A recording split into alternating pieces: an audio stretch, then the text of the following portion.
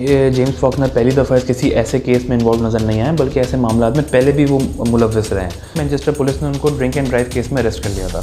Australian cricket board ने उनको limited overs के अंदर ऑस्ट्रेलिया की क्रिकेट से बैन कर दिया था। और यही कोई खुदा न खास्ता ऐसा कोई मामला पाकिस्तान के किसी क्रिकेटर से हो गया होता कहीं किसी और मुल्क में, तो अब तक तो तूफान आ चुका होता। पाकिस्तान की इज़्ज़त जो उछाली गई है उसकी कोई वहाँ पर भरपाई होनी चाहिए। तो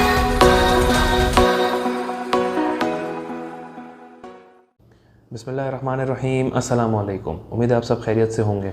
अच्छा जी, PSL 7th एडिशन जो है इस वक्त अपने अख्तामी मरहल की तरफ पहुंच गया है। लगभग कोई 6-7 मैचेस बाकी रह गए और ऐसे में एक बड़ा अजीब और अनोखा वाक़या पेश आया जो आज से पहले PSL की तारीख़ में कभी नहीं आया। 6 सीज़न्स हो चुके हैं, बड़े बड़े क्रिकेटर्स आए, खेल के चले गए, लेकिन कभी भी उन्होंने पेमेंट से रिलेटेड कोई इशू नहीं बनाया कि भाई पेमेंट नहीं मिली। ऐसे में ऑस्ट्रेलियाई क्रिकेटर जेम्स फॉकनर सडनली जो है वो उन्होंने अपने आप को PSL से अलहदा कर लिया, दस्तबरदार हो गए और कहा कि भाई अब PSL का हिस्सा नहीं रहेंगे। और उन्होंने एक ट्वीट किया जाते जाते, और वो ट्वीट करके भाग गए। उन्होंने ट्वीट ये किया है कि सबसे पहले तो मैं अपोलोजाइज़ करता हूँ पाकिस्तान क्रिकेट फ़ैन से कि मुझे यहाँ से जाना पड़ रहा है, क्योंकि पाकिस्तान क्रिकेट बोर्ड ने मुझे मेरी पेमेंट्स नहीं दी हैं एज़ पर कॉन्ट्रैक्ट जो बात हुई थी। और मैं यहाँ आया था क्रिकेट को रिवाइव करने के लिए, और यहाँ पर टैलेंट बहुत अच्छा है, तो मैं चाहता था पाकिस्तान में क्रिकेट रिवाइव हो, और मुझे अनफॉर्चुनेटली यहाँ से जाना पड़ रहा है। सबसे पहले तो मैं आपको बता दूँ, ये दोगलापन है। ये दोगलापन है जो उन्होंने कहा ना पाकिस्तान क्रिकेट के लिए रिवाइव करना चाहता था मैं। भाई रिवाइव करना था, आप बैठ के मसले का हल निकालते।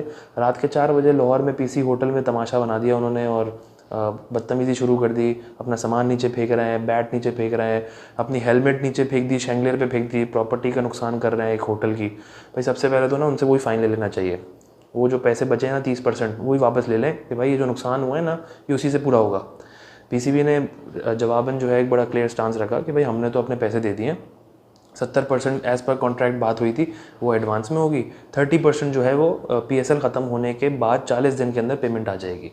लेकिन उन्होंने फिर बैंक अकाउंट डिटेल्स जो है वो कोई चेंज कर ली या क्या किया। उन्होंने कहा भाई ये अकाउंट में नहीं, इस अकाउंट में पैसे चाहिए मुझे, आप दोबारा भेज दें। उन्होंने कहा भाई हम पेमेंट कर चुके हैं, आप उस बैंक से वापस निकलवा लें अपने ऑस्ट्रेलियाई बैंक से, तो हम दूसरे अकाउंट में ट्रांसफ़र कर देंगे। लेकिन उन्होंने कहा भाई नहीं, ऐसा तो नहीं हो सकता, आप मुझे पैसे दें। उनका हम डबल पेमेंट तो नहीं करेंगे। तो उसके जवाब में उन्होंने फिर चीज़ें फेंकना शुरू कर दी और प्रॉपर्टी का नुकसान किया। अच्छा, मैं आपको एक और बात बताता चलूँ। ये जेम्स फॉकनर पहली दफ़ा किसी ऐसे केस में इन्वॉल्व नज़र नहीं आए, बल्कि ऐसे मामलों में पहले भी वो मुलव्वस रहे हैं। 2015 में वो UK में मौजूद थे और कोई T20 डोमेस्टिक टूर्नामेंट में हिस्सा लिया हुआ था। तो मैनचेस्टर पुलिस ने उनको ड्रिंक एंड ड्राइव केस में अरेस्ट कर लिया था। फिर वो बेल से खैर बाहर निकल गए थे, बट ऑस्ट्रेलियन क्रिकेट बोर्ड ने उनको लिमिटेड ओवर्स के अंदर ऑस्ट्रेलिया की क्रिकेट से बैन कर दिया था।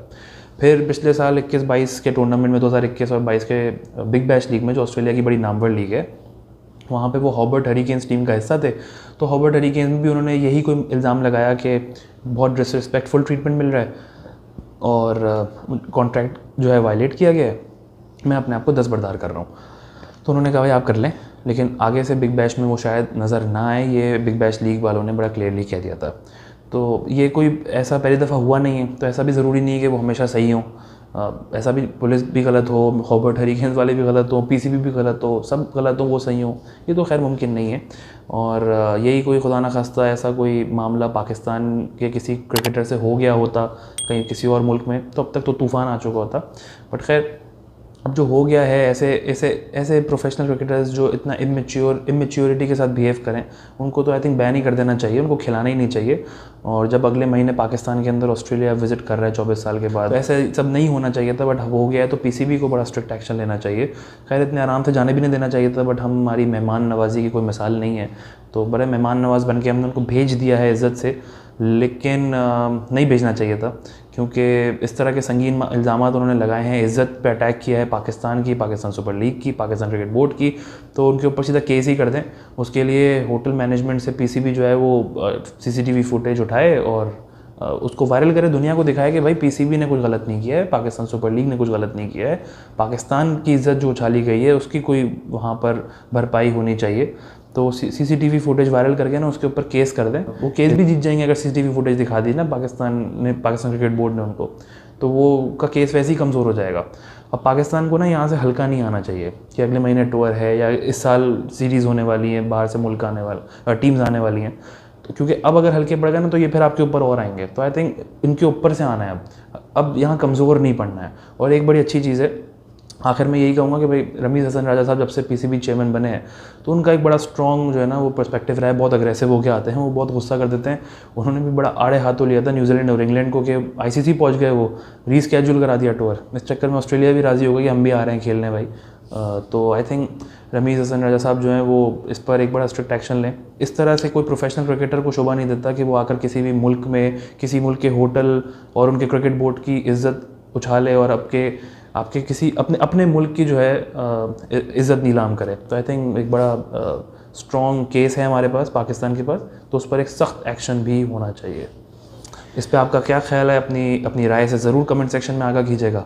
उम्मीद करता हूँ आपको वीडियो पसंद आई हो। मज़ीद ऐसी वीडियोज़ के लिए मेरे YouTube चैनल को सब्सक्राइब कीजिएगा। अपना बहुत सारा ख्याल रखें। अल्लाह हाफ़िज़।